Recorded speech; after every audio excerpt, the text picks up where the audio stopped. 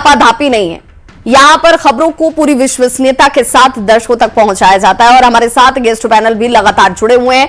प्रीति शेखर जी, आपको नहीं लगता कि थोड़ा और इंतजार करना चाहिए था? मिठाई, लड्डू ये सब ठीक, लेकिन दीपक जी तो कह रहे हैं कि 30 सालों से अगर आप यहां पर मौजूद हैं तो फिर समस्याएं कैसे रह गई?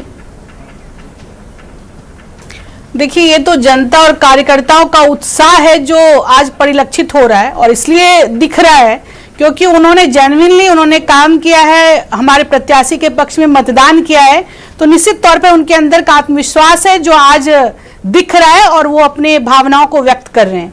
जहां तक बात रही जनसुराज के प्रवक्ता हमारे साथी का, तो इन्होंने आपके समक्ष बहुत ही गलत आंकड़े पेश किए। भारतीय जनता पार्टी के पिछले 4 चुनाव की बात कर लें तो हमारे प्रत्याशी के वोट प्रतिशत का शेयर कमोबेश 56 से 60% का रहा है। 3 बार तो लगभग 60% हमारा वोट शेयर रहा है। तो ये अपनी थोड़ी जानकारी दुरुस्त कर लें। और जहां तक बात है मतदान प्रतिशत के घटने का, तो वो लगभग हर शहरी सीटों पर कमोबेश ऐसा होता रहा है। बांकीपुर में भी पूर्व का ऐसा ही आंकड़ा रहा है, 3, 4, 5% आगे पीछे रहा है।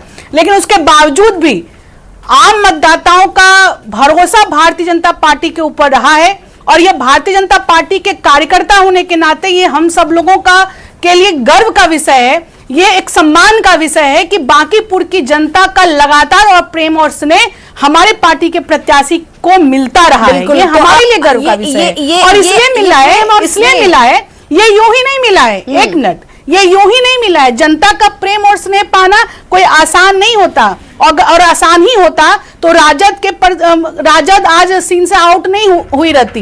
तो यहाँ काम के बदले लोगों को इनाम मिलता है। काम के बदले लोगों का विश्वास जगता है। कैलकुलेशन कहता है ना प्रीति जी, ये तो आपका कैलकुलेशन कहता है ना। लेकिन आरजू जी तो ये कह रहे हैं कि भाई वो तो इंतजार कर लीजिए, रुझान आ जाने दीजिए, फिर परिणाम भी आ जाने दीजिए। आरजू जी, अरे हम कहाँ परेशान हो रहे हैं, हम तो इंतजार ही कर रहे हैं। हम तो आपके टीवी स्क्रीन पर देख भी रहे हैं। जैसे ही रुझान आने शुरू होंगे तो फिर इतने ज्यादा हमारी भी प्रतिक्रिया फिर लीजिएगा आप। लेकिन हम आश्वस्त हैं कि हम जीतने जा रहे हैं। वो बिहार प्रदेश की जनता जानती है कि आपको कितने प्रपंच रचने पड़े हैं। अरे आपको बिहार प्रदेश की जनता ने इलेक्टेड नहीं किया, आपके चेहरे पे वोट नहीं किया, लेकिन अलग बात है कि बिहार की जनता को ठगा, नीतीश कुमार को ठगा और आज मुख्यमंत्री बन गई।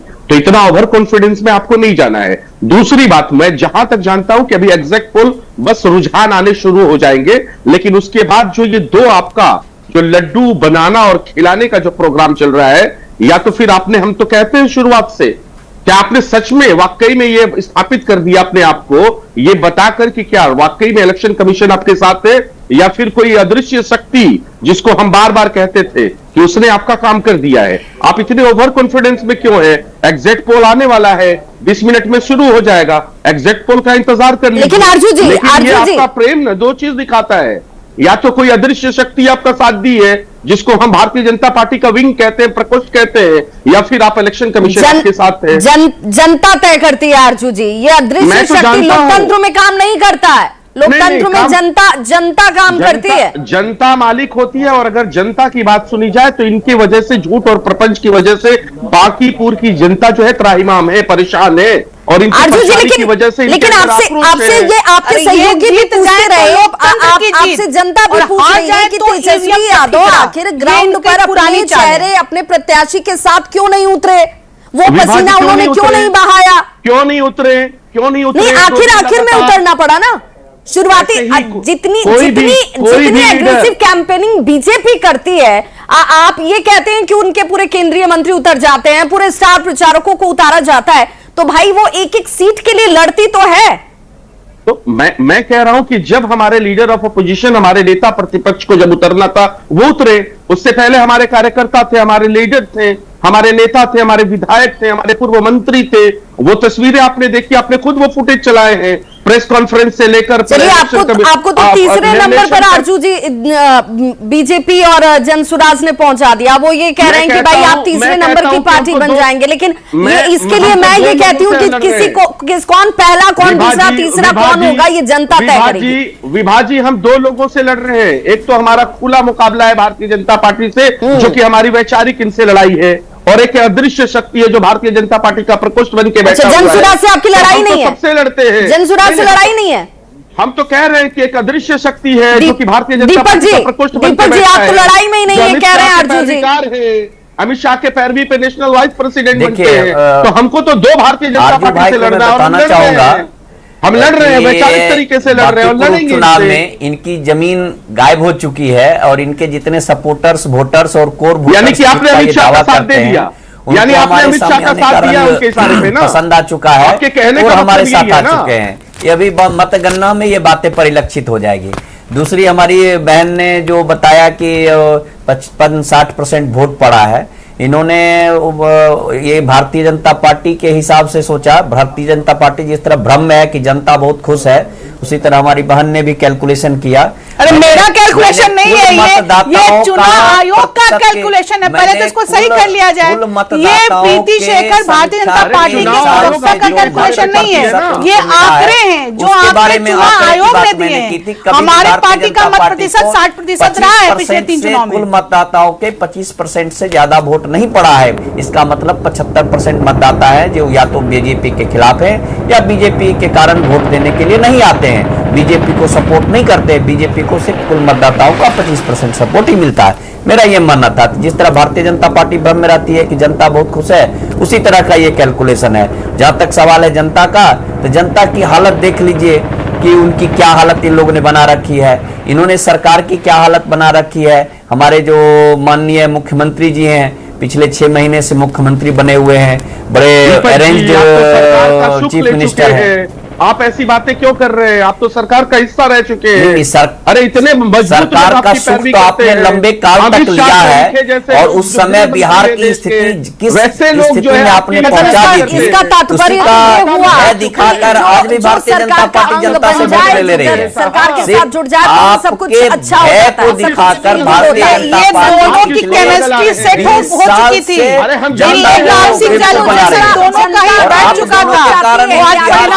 कौन किसके साथ लड़ रहा है या नहीं लड़ रहा है, सरकार बीजेपी पे अपराध की क्या स्थिति है, ये बीजेपी के साथ जनता जाती है, जनसुराज के साथ जाती है या आरजेडी के साथ जाती है या तमाम जो और भी 25 कैंडिडेट और भी हैं, उन लोगों को भी जनता ने अपना वोट तो दिया ही होगा। कुमार जी के नाम पर संजय जी हमारे साथ जुड़े हुए हैं। संजय जी से श्री सम्राट चौधरी को ले संजय जी, इस बांकीपुर की जनता के लिहाज से मैं बात करूंगी, क्योंकि राजनीतिक दल है, राजनीति तो करेंगे ही, उनके हिसाब से हो सकता है कि ये उनके साथ लड़े थे, वो उनके साथ लड़े थे, जनता लड़ रही थी, जनता अपने लिए लड़ रही थी। जनता के मुद्दों की बात करें तो बांकीपुर में क्या सचमुच ऐसी समस्याएं रह गई? सबसे बड़ी अकाउंटेबिलिटी जो है वो बीजेपी के ऊपर जाती है, क्योंकि 30 साल आपने शासन यहां पर किया, आप रहे हैं, विधायक चुने, आप कहते हैं कि हमारा गढ़ है, तब भी क्या सचमुच मूलभूत समस्याएं बच गई? आती हूँ संजय जी, मैं आपके पास आती हूँ। एक बड़ी खबर आ रही है, सीधे रुक कर लेती हूँ राहुल का। बिल्कुल, देखिए तो बड़ी खबर है, जो पोस्टल बैलेट की गिनती है वो गिनती अब खत्म हो चली है। अब ईवीएम की जो काउंटिंग है वो अब चल रही है और थोड़ी देर में जो रुझान है वो भी सामने आने शुरू हो जाएंगे। तो बड़ी खबर बता रहे हैं, जहां पर सुरक्षा के लिए ड्रोन से भी निगरानी की जा रही है, सुरक्षा व्यवस्था चाक चौबंद की गई है। इसके साथ साथ ड्रोन उड़ाकर मतगणना केंद्र से 300 मीटर के दायरे का जो अवलोकन है वो भी किया जा रहा है। पोस्टल बैलेट की गिनती जो है खत्म हो चुकी है। पुलिस जो है वो बैरिकेडिंग कर रखी हुई है और लगातार जो निगरानी है वो की जा रही है। तो कई लेयर की जो सुरक्षा है वो कर रखी गई है, जो एंट्री गेट से लेकर के टेबल तक की, और इन सब के बीच जो पोस्टल बैलेट की गिनती है वो खत्म हो चुकी है। बिल्कुल राहुल, तो पोस्टल बैलेट की गिनती खत्म हो चुकी है और अब ईवीएम की काउंटिंग की शुरुआत जो है वो हो चुकी है। संजय जी के पास मैं लौटूं, उससे पहले सीधे चलती हूँ एएन कॉलेज, जहां पर काउंटिंग चलती हुई इस वक्त। और रवि, क्या जानकारी इस वक्त आ रही है?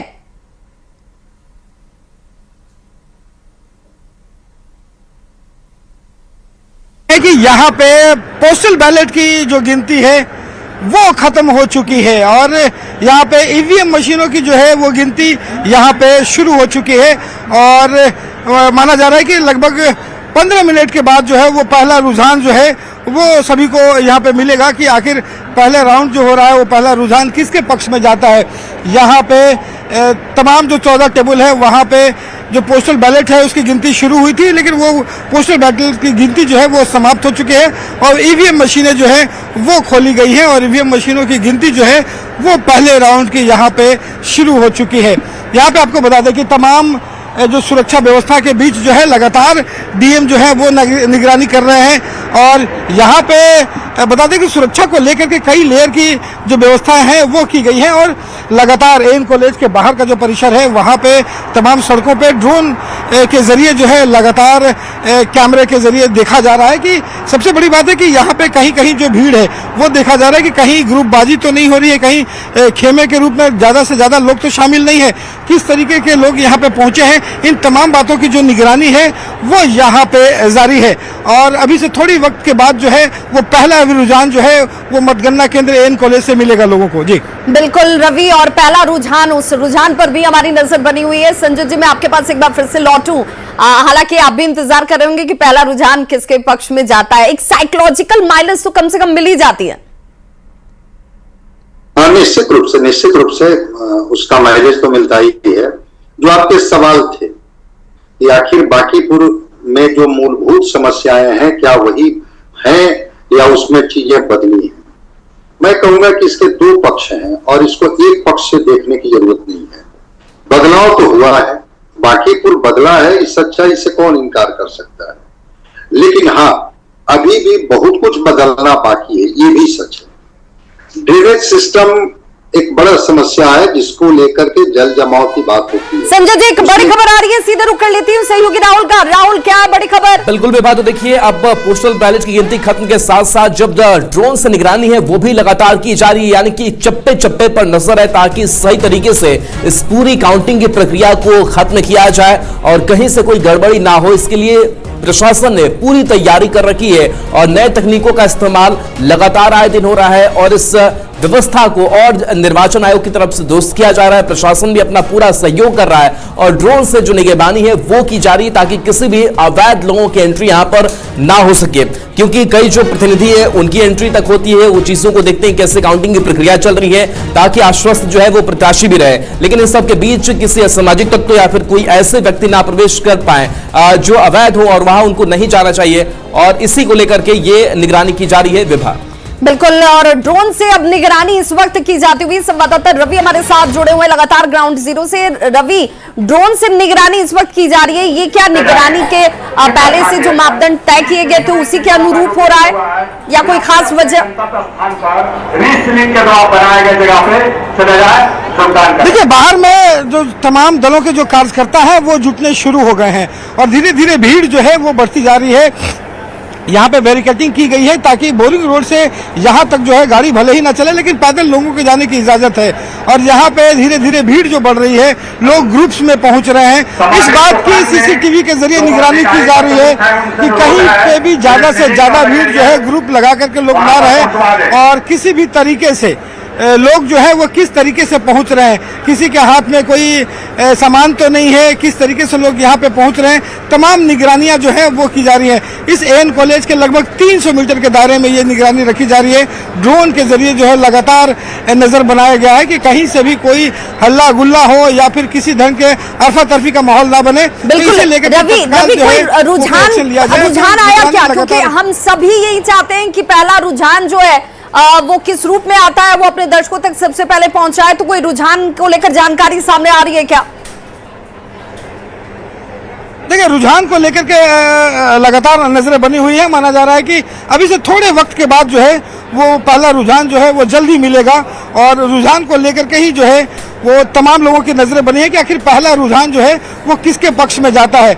माना जा रहा है कि अभी से चंद मिनटों के बाद जो है ये रुझान हम लोगों के सामने होगा। जी बिल्कुल, तो चंद मिनटों में ये रुझान सबके सामने होगा और इसीलिए हम कह रहे हैं कि बांकीपुर का धुरंधर कौन होगा इसके लिए अभी आपको इंतजार करना होगा, लेकिन रुझानों की शुरुआत और फिर रुझान से परिणाम भी हम आप तक सबसे पहले विश्वसनीय तरीके से पहुंचाने वाले हैं, क्योंकि ग्राउंड जीरो पर हमारे संवाददाता मौजूद हैं।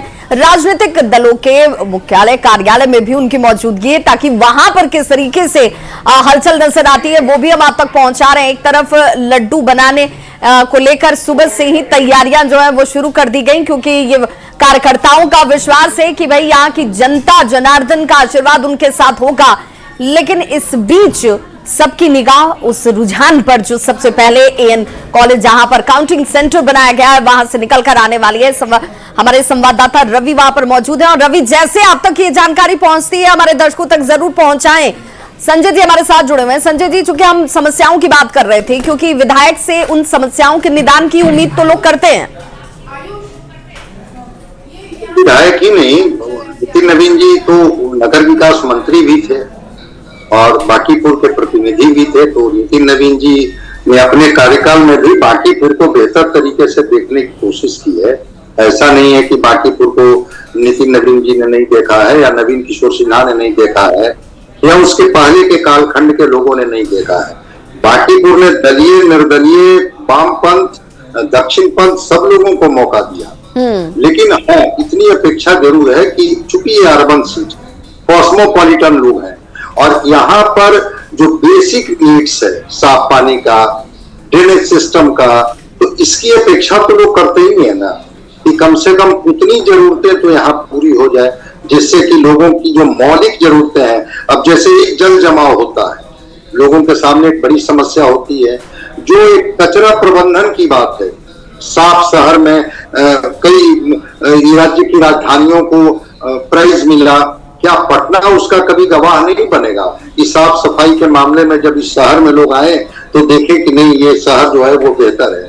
लोगों की जरूरतें बहुत छोटी है और अगर कोई बड़े पद पर पहुंचे हुए व्यक्ति, चूंकि दो मुख्यमंत्री इस क्षेत्र का प्रतिनिधित्व कर चुके हैं, बिल्कुल, महामाया प्रसाद सिंह और केबी शाह राष्ट्रीय अध्यक्ष है, जो विश्व की सबसे बड़ी पार्टी है, नितिन नवीन जी उसके राष्ट्रीय अध्यक्ष हैं। तो ऐसे कद्दावर लोगों का ये क्षेत्र रहा है, उसके बाद भी अगर बांकीपुर में सवाल है तो कहीं ना कहीं से ये तो होता है कि फिर बाकी क्षेत्रों का क्या हाल होता होगा। तो बांकीपुर को फेस लिफ्टिंग की जरूरत है। बिल्कुल, कद्दावर लोगों का क्षेत्र, इसके बावजूद समस्याएं बनी हुई हैं, समस्याएं हैं तो जनता उस समस्या का निदान चाहती है और इसीलिए अपने लिए एक बेहतर चुनाव कर रही है। और इस चुनाव का परिणाम किस रूप में होगा, इस पर हमारी नजर लगातार बनी हुई है। तमाम गेस्ट पैनल हमारे साथ जुड़े हुए हैं जिनसे इस लेकर चर्चा हम दिन भर करने वाले हैं, क्योंकि हमारी महा कवरेज कौन है बांकीपुर का धुरंधर, किसके सिर पर विजय का ताज सजने वाला है, ये अपने आप में बड़ा सवाल और इस सवाल का जवाब